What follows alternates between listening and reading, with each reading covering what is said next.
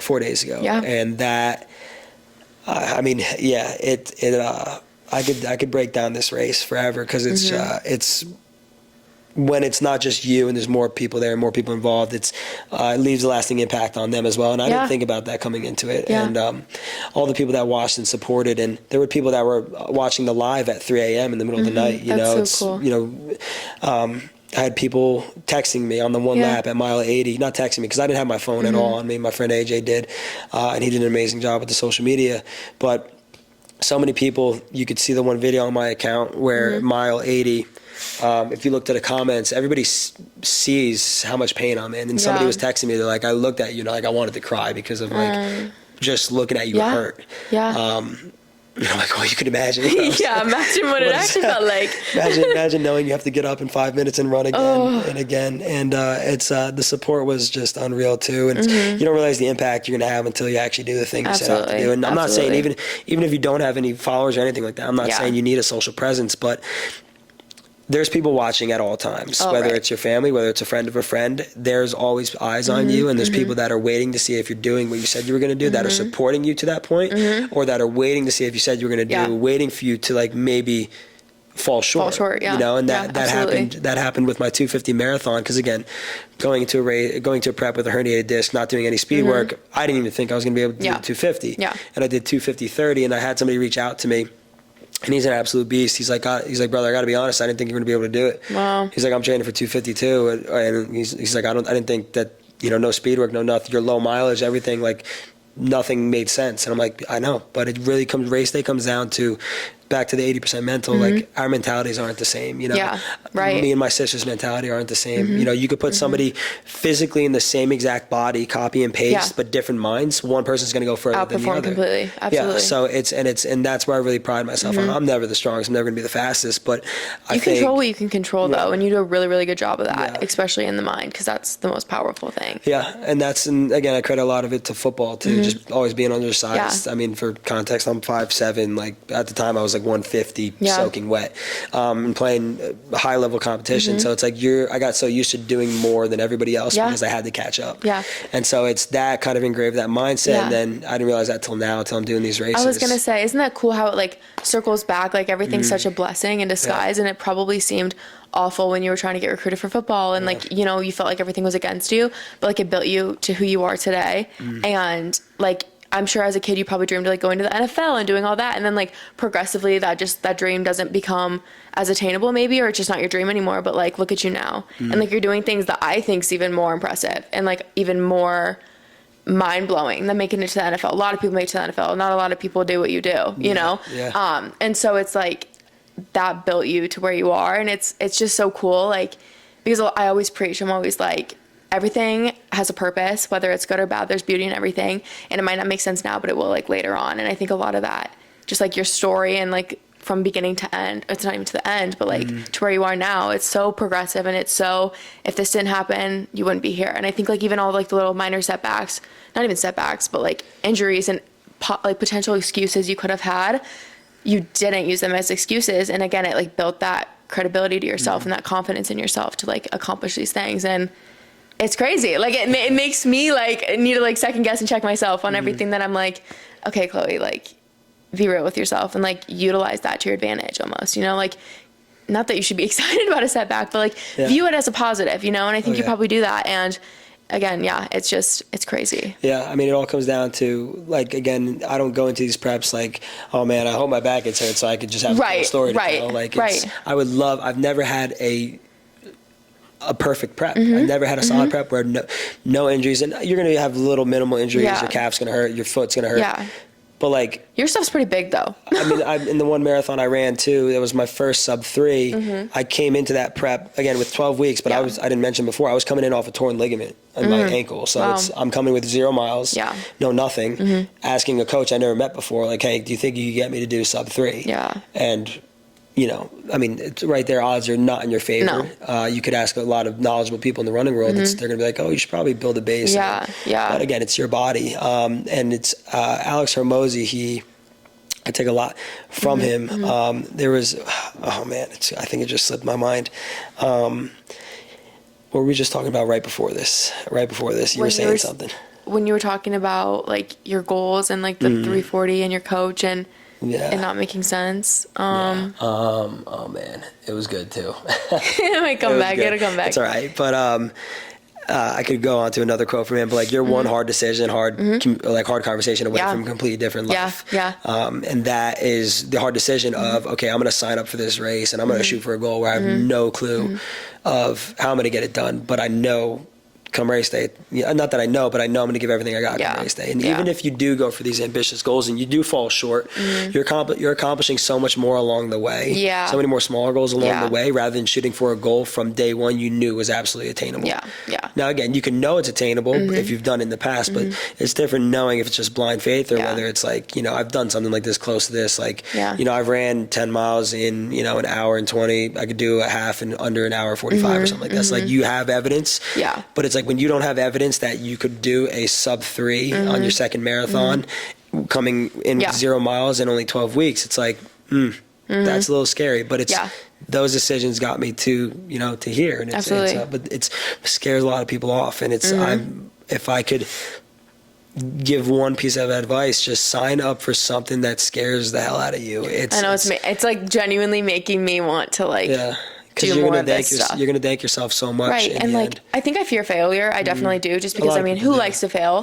But like, I much rather give it my all and fail rather than like save some and like fall a little short. You know what I'm saying? Like, I don't know. Like, I'd rather just go for it. And I think I do. Like, I try to save myself during races. I get scared I'm going to like kill my body kind of, and then like not be able to finish or black out or, not be able to like maintain. But like, I'd rather like give it my all and go for something crazy and something go wrong and know like I still tried. Like that's something to like be proud of, I guess.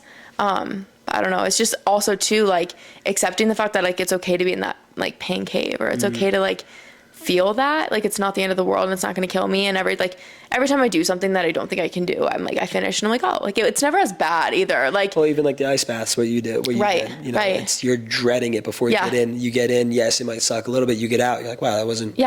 No, it's like, oh, okay. And then you do it again, but and so you go through that same process. Like, I don't want to get in there. Okay. This is cold. Okay. Wow. I actually feel great. Why was I worried? Why was I worried? Why? Yeah. Right. White.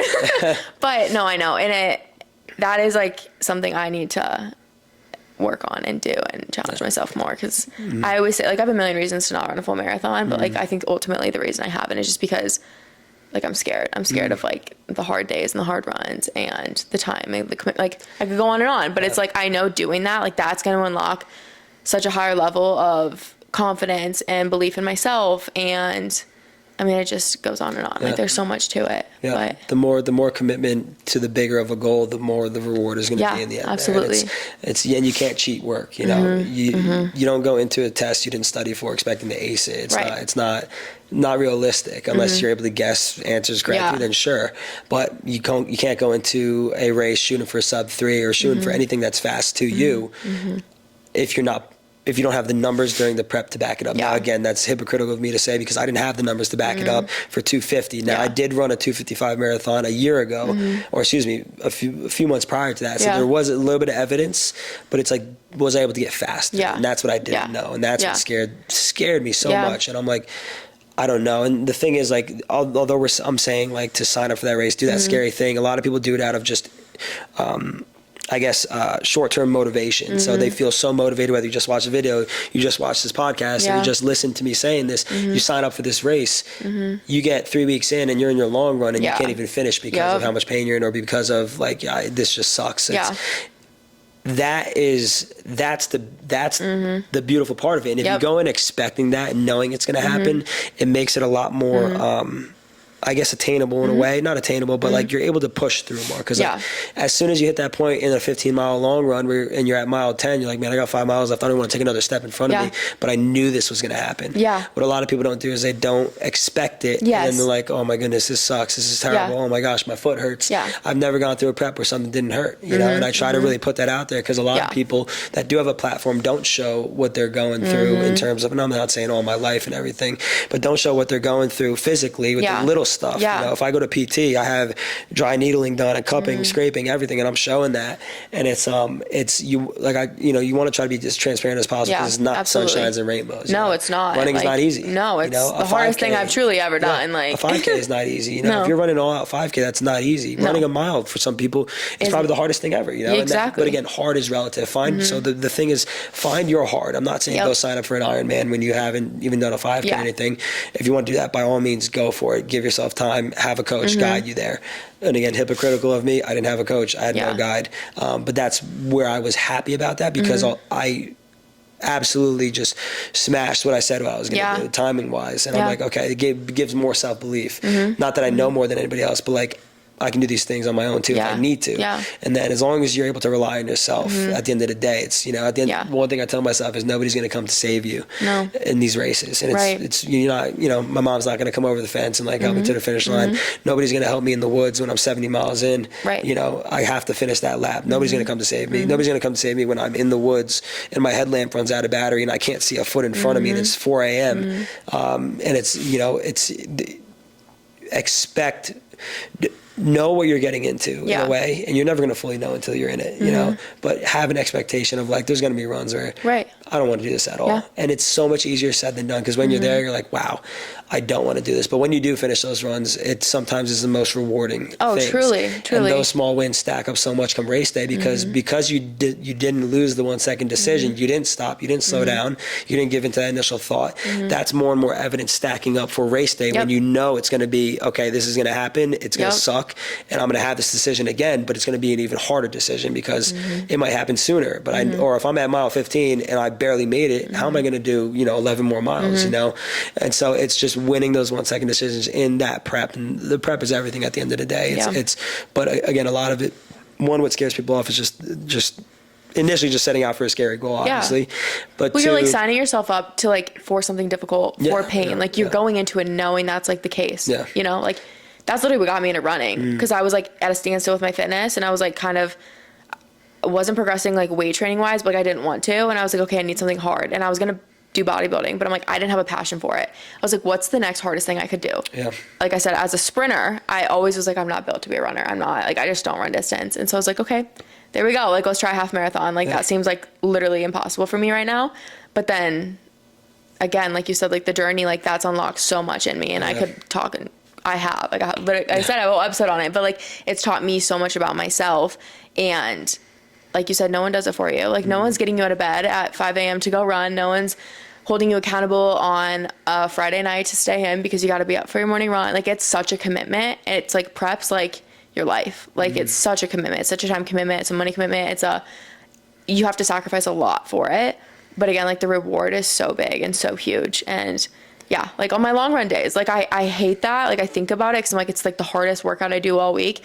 But then I feel so good the rest of it. I'm like so proud of myself for the next few days. And I'm like, yeah, it is. And it's like, okay, I can do hard things because a lot of times I think it's easy to just like, it's easier to not. Like if running was easy, everyone would do it. You know what I'm saying? Everybody would have ran 100. Everybody would have ran a marathon. Yeah. And everything I'm saying too, I'm not, although I ran 100, I've done an Ironman. I'm not saying like you have to do that to be successful in the running space. Right. This is something that the framework I follow, and if it works for you, do it. If not, find your own framework to follow. Is I try to one up whatever I did the previous year.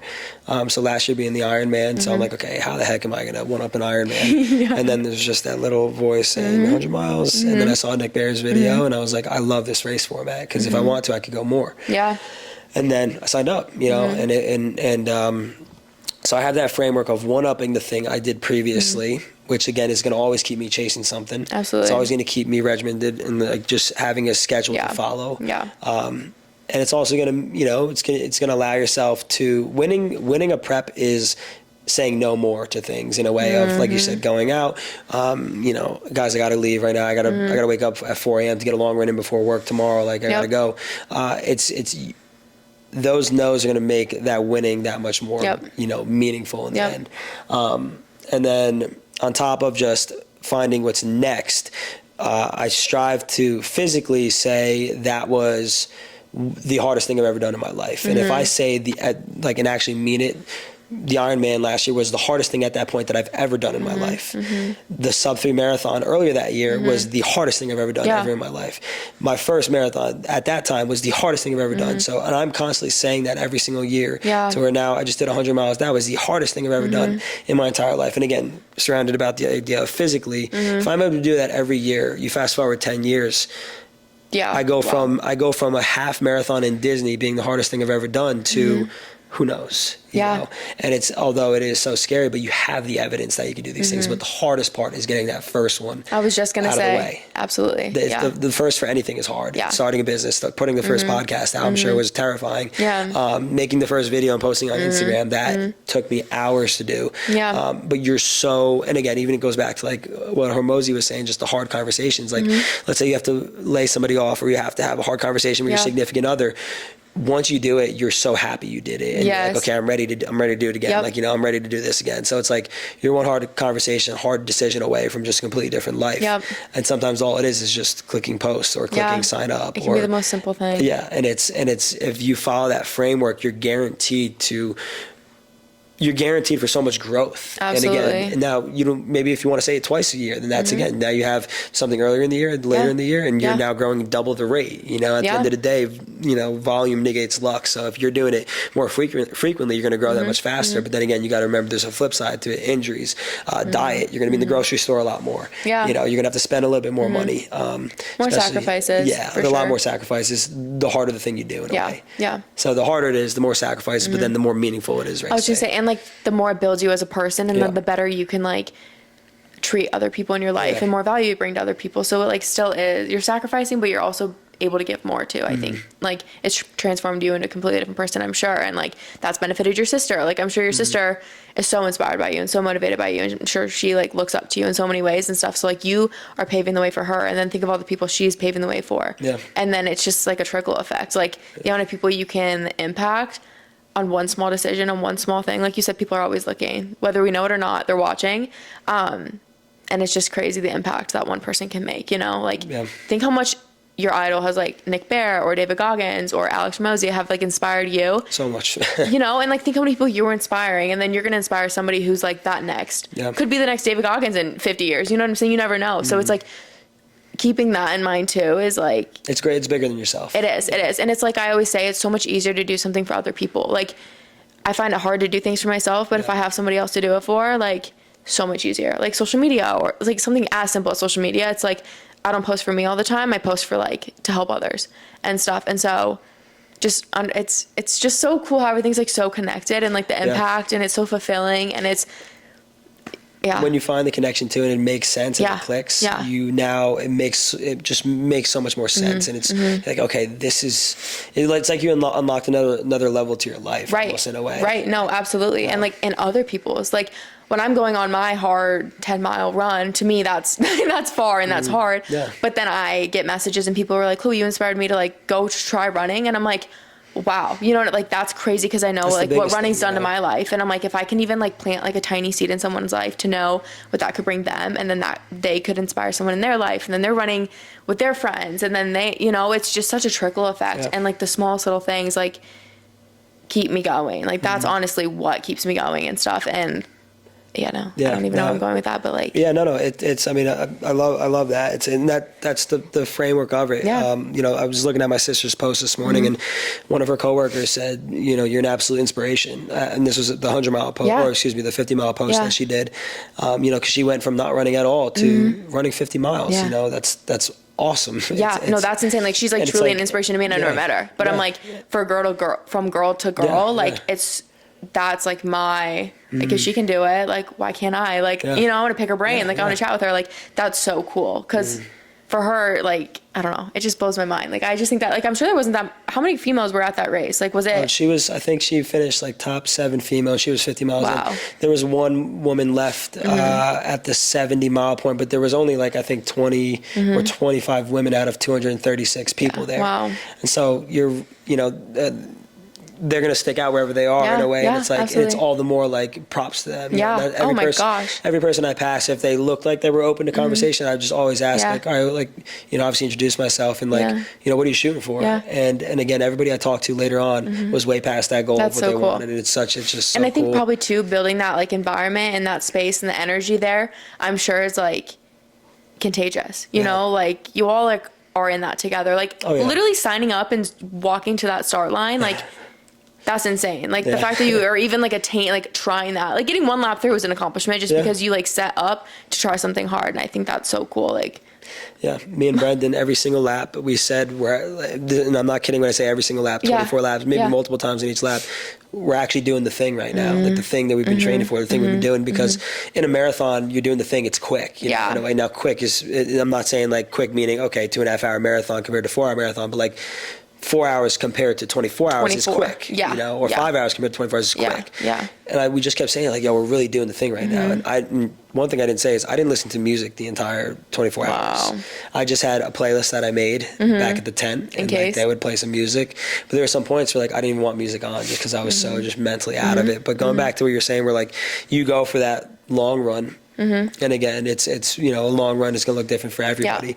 But the fact that somebody reached out, and you got to understand too, and I know you know this too, just being in the space, and we were talking about this earlier, there's a lot of people that will watch that reach out, but there's so much more people that will watch that don't reach out, but you're having the same impact on them. So like somebody else that reached out to you said, you got me just to go for my first run today, might have also happened to 5 other people that didn't reach out to you. And it just comes back to the idea of like, and I learned this more so like this year as my faith has grown, like God didn't put us here to be selfish. You know? He didn't put you here to be selfish. Everybody has different gifts. And although this may not be my gift in the long run, right now, there's evidence that this is helping other people. Absolutely. And if I'm able to be here, help other people, and bring people in a positive direction, that's why we're here. If you're able to help the person next to you, and that is just a chain link effect, you're pushing everybody up in the direction. Now again, there are people that just whether you believe in God or not, they don't want to help others. They don't want to try to better themselves. They don't want to do any of that. And that's okay. That's life, though. There's no good without the bad.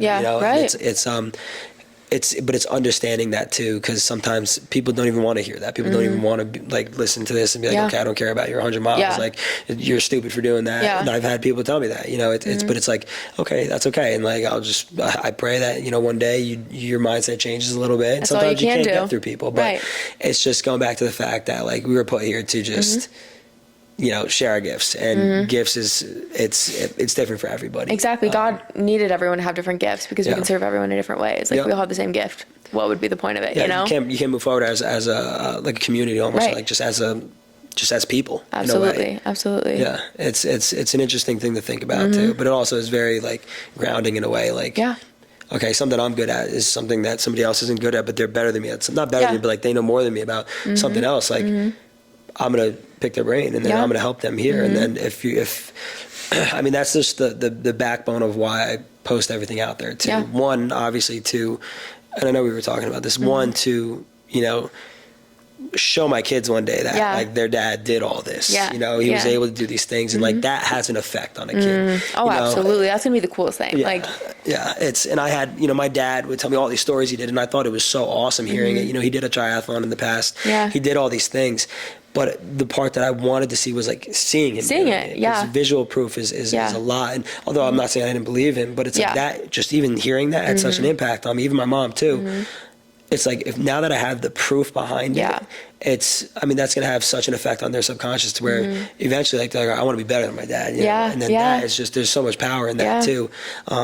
And then again, just posting just to, whether you go viral or not, just something you do, you're putting it out there for people to see, understanding that, but also understanding the flip side of it, that there's a lot of negative that can come from other people. So it's just being, having a stone wall to that, and keeping the good intentions of why you're posting, of like, okay, so you're posting that long run, although it was the hardest long run you did and it wasn't even going to be the distance of the half marathon, you still affect somebody in the right way, in a positive way, and like you put it out there. And sometimes you think about even posting these things, and the ones you think about the most about posting, if I should do it or not, has the biggest impact. Or the biggest reach. Is like that. And it's just keeping keeping that as your backbone. Have certain backbones for what you do. On top of the backbone, have evidence for why you're doing these things. If you don't have evidence, it really just means you just got to do that one hard thing. Create the evidence, and then, that's it. Have the evidence for yourself. And the evidence for me is, as I went through, my running resume, that's my evidence. That's going to look different for everybody. Maybe you had an unreal athletic career, and that is your evidence, and you're just fresh out of it. You're maybe 20 years old coming out of college, or 21 coming out of college. You just came off of, playing soccer, lacrosse, whatever it is. You have your evidence of doing hard things. Find the next harder thing now. I'm not saying go for that Ironman, but maybe sign up for something or train for something a little different, and it's just having that evidence and like sitting back like, okay, like what is my evidence? And if you don't have it, start creating it. That's the exciting part about it. There's so much more to do, especially if you're like, I don't have any evidence that I could do these things. Then instead of getting discouraged, look at that as the flip side of like the excitement of it. Like, there's so much to do. There's so much to do. But it's all about perspective on and things. Understand that it's not going to be perfect. It's not. You may not even hit your goal. I was lucky enough to. The one thing I pride myself on is I've done everything I've set out to do. Everything I said I was going to do, I've done it in whatever the conditions were. Whatever people were telling me, push the race back, don't do this, you don't have enough time. Although I was going sub 250, the 250-30, those 30 seconds are always going to eat at me. But when you look at the grand scheme of things, 12-week prep, herniated disc, didn't do any speed work, ran all my runs on a treadmill. That's success to me. Yeah. Oh my gosh. Yeah. One thing I want to touch on too, I know I'm rambling. One thing I want to touch on too is in the 100-mile race, I went in with a physical goal of 100 miles, a number goal. And although I say like social media, like it's not about the numbers for me. I could post a video, could get 100 views, so I don't really care as long as I know I'm posting it with good intentions. I went into this goal or this race with 100 miles in a race that had no end. My end was 100 miles. As I was getting through this race and just deeper and deeper into the pain cave and just understanding that I might not even hit this goal, you start to ask yourself, what is success in a race like this? And it came to the point of, and I remember saying this at mile like 55 when I came out over that hump, I was like, I'm noticing success in this race is not hitting the number you set out to do. Because if you were to run a marathon tomorrow and you're ready to do that marathon compared to running it next week, you may have different times because your body that day might feel better than it might in a week or worse. And it's, for me, success in a race like that is giving absolutely everything I had, whether it was 50 miles and I had to stop there because I physically couldn't go anymore. Now again, understanding when you have to stop though, knowing like I physically can't walk out of my tent. Me and Brendan were telling ourselves though, like we're not dying in the chair, it's if we are not going to finish this race, it's going to be because we didn't come back in time. We're not going to die in the chair. I'm not going to sit there and say I'm hurting, I'm done. If I could stand up, that means I could take another step. That means I could get to the starting line. Breaking it down like that is what got to the finish. And so success to me in this race was, did I give physically everything I had? And again, that can go a lot of different ways in terms of physically everything you had. The only person knows that is yourself. And whether it was 40 miles, whether I had to stop at 10 miles because I rolled my ankle in the first loop and I couldn't finish on one leg, but I was trying to. Giving everything that you had in that race was success. Whether it was 100, maybe 200, whatever it was. But to be able to hit that number goal, and I remember those last 2 laps, I just remember just telling myself and saying out loud, like, because some people were like, oh, would you go like another one maybe? I'm like, I'm so happy with myself. And I've never really said that in many of the things I've done. I was like, I'm just so happy with myself. Because the only person that knows the amount of pain you're in is yourself in a way. People could have an idea, but it's like, I'm so happy with what I just did here. I didn't even think I was going to be getting to this goal. And the fact that I'm doing it on this next lap. That's enough for me, and I've done what I set out to do. And so success in a way, although it may be to run your first marathon in under 4 hours, if you don't do that, break it down that you just ran a marathon, something that people are so scared to even sign up for. Or you tried to go towards your goal, you know what I'm saying? Like you had a goal and you gave everything you had to do it. I think that honestly is just as much of a success and accomplishment as it would be to like actually hit the goal as to even try.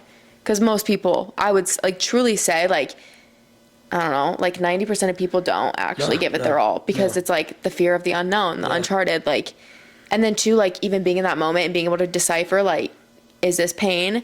can I get through this? Like, is there another side to this? But like the fact that you don't know, it's so hard to like, wait, should I keep going? Wait, am I supposed to stop here? Yeah. It's so hard to know. And there's no formula to it. Right. And I think it's probably just through experience and like learning your body and knowing and building on the like evidence. The amount of time, the evidence, exactly. Cause I mean, all successful people, especially in running that I know, like my friend Caitlin Miller, very similar, like her final stretch in the Boston, she's like, I didn't know if I was going to finish. Like I truly gave it my all so much. Like I could have fallen, crumbled, passed out like right before the finish. And like you see that a lot on like social media and like different viral videos of people like literally passing out on the home stretch. And it's like, but you know, they're giving it their all. Like there's no other explanation. Like they are going black, they are seeing black, but most people don't even get to like even close to that point. I've never been close to that point. You know what I'm saying? And so it's like, it's inspiring, like motivating though, to know like how much more potential there is to like unlock within yourself, because there's a fact or a number or a quote or something. And it's like, you only unlock like 20% of your capability, or there's like I don't know what it is, 65. I think it's about your brain. It's like there's only like you're only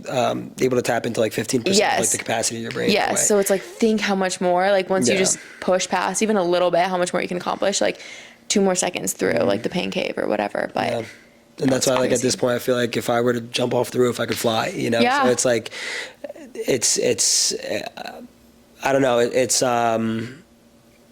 you could say all these words, I could say all these words and sit in front of you and say everything I've done.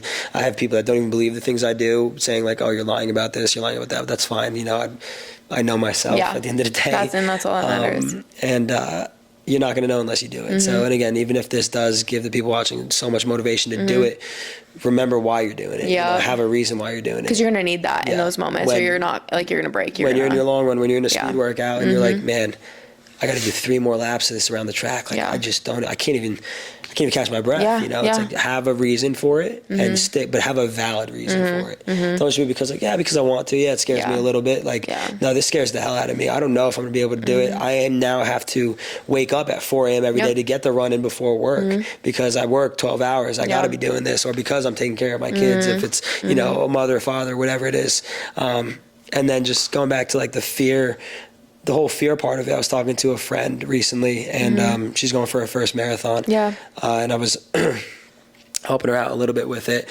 And I told her, I said, because I was saying like what I think she could finish at, given where her paces were at, and again, given the evidence of where you're at right now, where do I think you could be at? I said to her, and fully transparent, I said to her, I was like, I think you're really undershooting what you can do. I think you're settling for something that you know you can do. But you're not going for something that scares you. And she goes, absolutely. Well, that's literally what's going on in my head. It's because there's a fear of disappointment if I don't do it. And a lot of it is flipping that framework. And again, it's so hard just to flip it, just to change it, just to adjust without actually, you know, having belief behind it. But flipping the framework of like, if I do set a bigger goal, knowing there's a higher chance of failure in a way, or a higher chance of not succeeding at that goal, but then understanding what success looks like. And if success looks like, if I'm going for a first marathon in under 4 hours, and let's say like, okay, wait, I'm almost confident I could do that. I'm halfway through prep. Let me change it to 350. Let's say I shoot for 350 and I end up doing 352. I went a lot faster than I would have if I decided to settle for 4. And I was telling her that, and she's like, well, that's the thing. Like I'm just the fear of just disappointment within myself, and just knowing that disappointment isn't just, you can't be disappointed for running 26 miles and doing something that a very small percentage of people do. Like I think truly she'd be more disappointed knowing she could have done more or like went hard. And I'm saying this to myself, like truly, but it's like I would be more disappointed knowing I had more to give and I didn't because I was scared rather than attempting and like failing. Because like they say, like shoot for the moon. If you fail, like if you miss it, you'll fall among the stars. But that's like literally what that means is like shoot for a really high goal, and if you miss it, like you're probably still gonna fall way above where you thought you could have originally. So now I'm not saying too like, okay, initially I wanted to do 4 hours for my first marathon, let me try to go 3:30. And you're 6 weeks into prep, to a 12-week prep, you want to add some realism to it, because then again you're going to be like, nah, like you're going to convince yourself and talk yourself out of it in those painful moments. But when you know it's like in reach, it's there, that's what you need to like push through. I feel like those, like in the moment, like in the race, when you're like checking your pace and being like, crap, like there's no way I can like actually do this. But like if it is within that reach, And just breaking it down into bite-sized bits. Yep. Yeah, you got a 12-week prep in front of you. Yeah, you might have only 5 weeks to get ready for a marathon. Break it down to bite-sized bits. What can I do to my maximum ability today? And just doing that. And you look back on the days, it's like, okay, I had a lot of solid days. But then you also want to remember those runs or those workouts where you're like, I just don't want to finish this at all. So when I'm towing the starting line race day, that's all I think about is like the long run in Hoboken where I'm like, I had to walk a little bit. I'm like, because my leg is hurting so much and this and that, and just runs where it's like, this sucks. Yeah. But it's like, those are going to make this that much better. Oh, absolutely. And just remembering those. And then too, like, knowing you got through it. And it's like, okay, if I can get through that. Like, I honestly enjoy, and I tell my clients this too, I'm like, your bad workouts make the good ones way better. Oh, yeah. But then too, it's like, it gives you that credibility and that evidence of like, you can do hard things and you can get through it.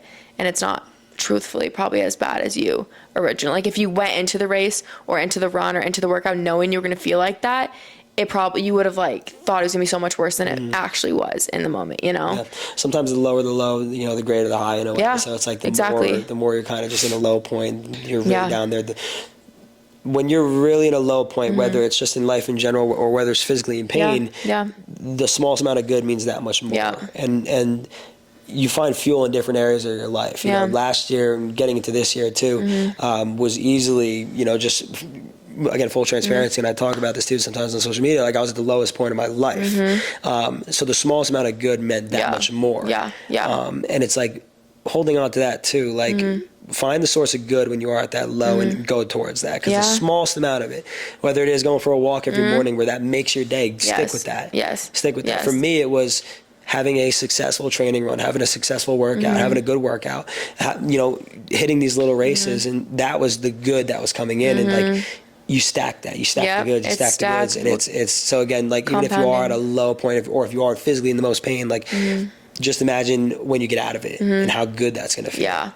But it's again, you got to have a little bit of blind faith though, that it is going to feel that way, because it's tough to hold on to when you are like, I have no answers right now in the moment. Right. It's so much easier said than done sometimes. But wow. Okay, I guess to wrap it up, what is what's to come? Like, what is your next goal? Like, how are you going to top the 100? Like, that's a good question. I usually figure it all out in December and try to eye up what I could do.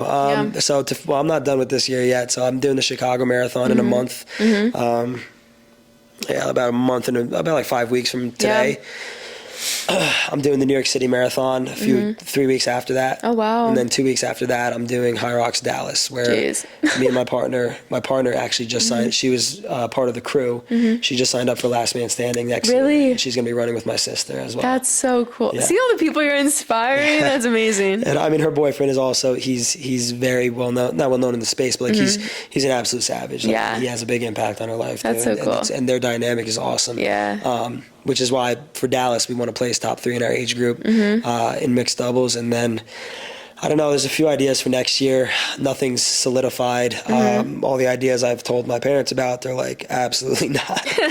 Not that I've let that skew any decision or anything like that. But there's been some, you know, thoughts of, I would love to do the Leadville 100, which is one of the hardest 100-mile races ever. I would love to run across a few states maybe. But then I'm thinking like, there's 2 types of hard now, going fast hard with the speed, maybe going for like a sub 240 marathon, but then there's also, running from New Jersey to Miami or something like that. Oh my gosh. It's like, and that is one of the ideas. I haven't really told anybody about that, but I love it. So next year's going to be a really interesting year. I don't know. I don't know right now. I don't know right now. And again, I have a lot I want to finish this year, but I don't know right now. It's all up in the air. You know, I'm so excited to go back and crew for Last Man Standing though, with that's with my really sister, fun. With Gab, and then also my one friend Jason, who's in the running community. I met him twice. He goes, dude, I was literally watching all your stories, the crew and everybody's stories, and he's like, I signed up for the race. Like, I'm doing it next year. Wow. So to have all of us there, that's I'm gonna be so excited to crew. There's gonna be so much caffeine in me, and I'm gonna be all over the place. But so as of right now, I don't know for next year. I have some ideas, some rough sketches, but you do still have a lot to accomplish. Just this year.